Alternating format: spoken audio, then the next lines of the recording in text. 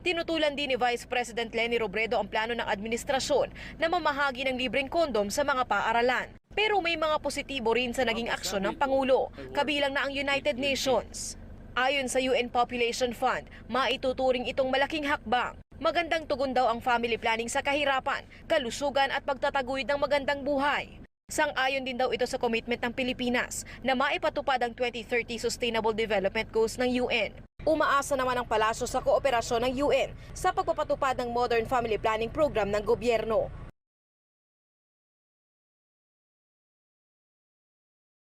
Nagalit ako kasi mayroon naman ng anak doon, 10 na yung anak. Sabi ko, ibalik ko talaga yung family planning. It will do us good.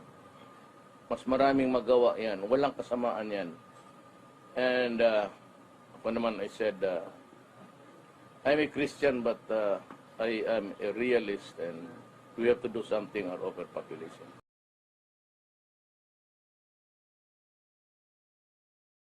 This will be the referendum. Kung sinong tama sa atin.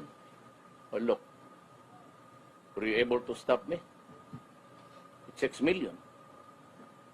Ilan lang kayong obispo dyan?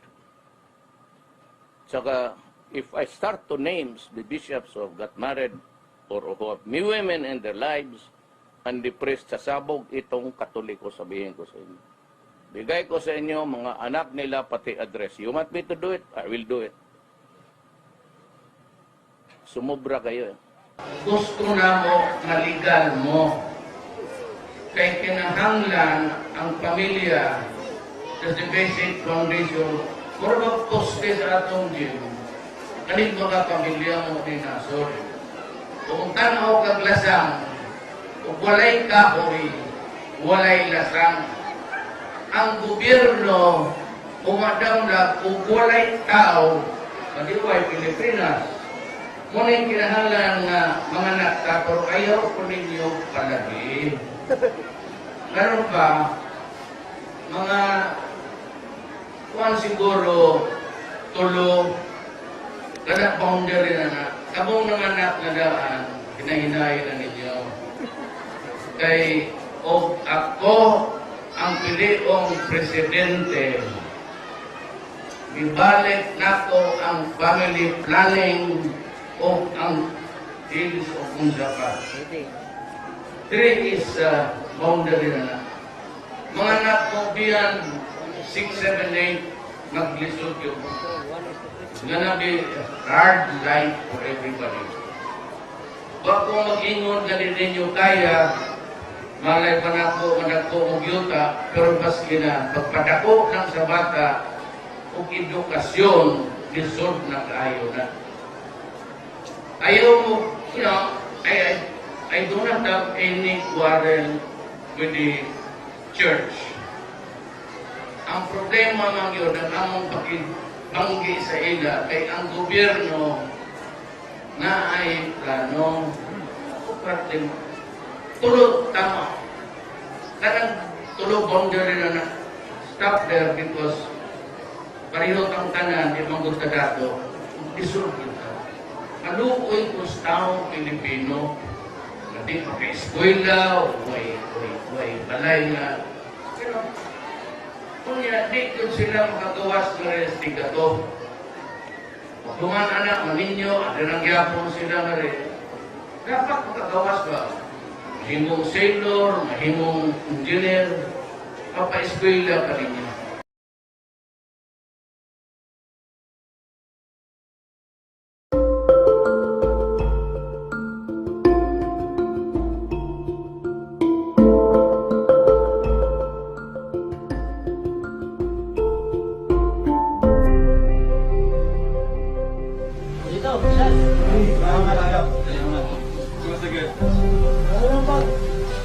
Ayos naman. Hindi po.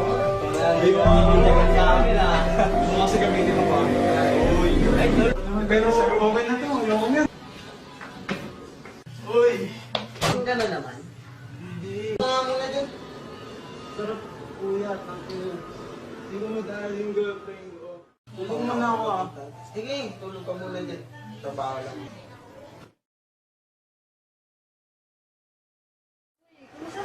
ko. Okay lang. Pero may tatanong ako sa inyo. Ano yun? Kasi gusto mo na. Kung ready ka. Kung alam nyo kaya nyo. Kaya ka?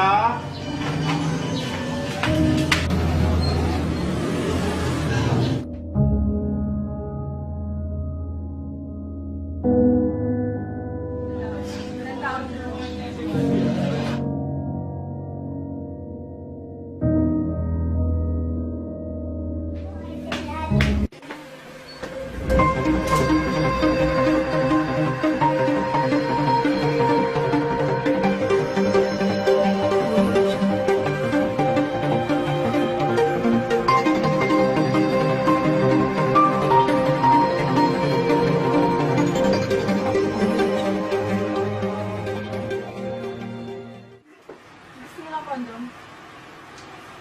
Kasi wala ka natin, walang take to pag-ilan ko. Huwag na. Marunong ka ba? Oo. Sure ka?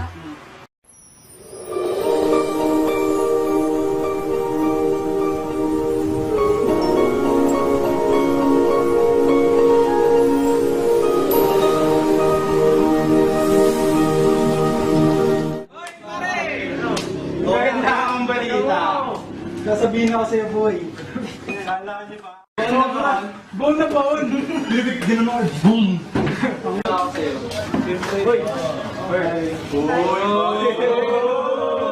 Diba? Iba? Sasabihin mo ako.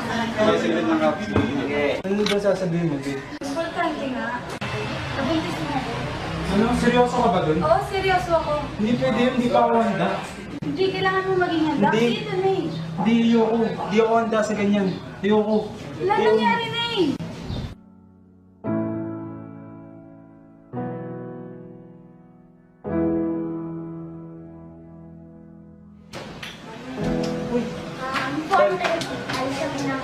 Uy, walang paalis kayo. Pakilay ka. Di na, ayoko na. Oh, ayoko na. Pangalang yan. Ang sama. Ang ina, nabuntis ko daw siya. Ano ginagawa eh? Sinasabi ko sa'yo, nag-iiwan ka eh. Ayoko na. Ayoko na talaga. Respeto ko na lang muna talaga siya. Kailangan ko yun.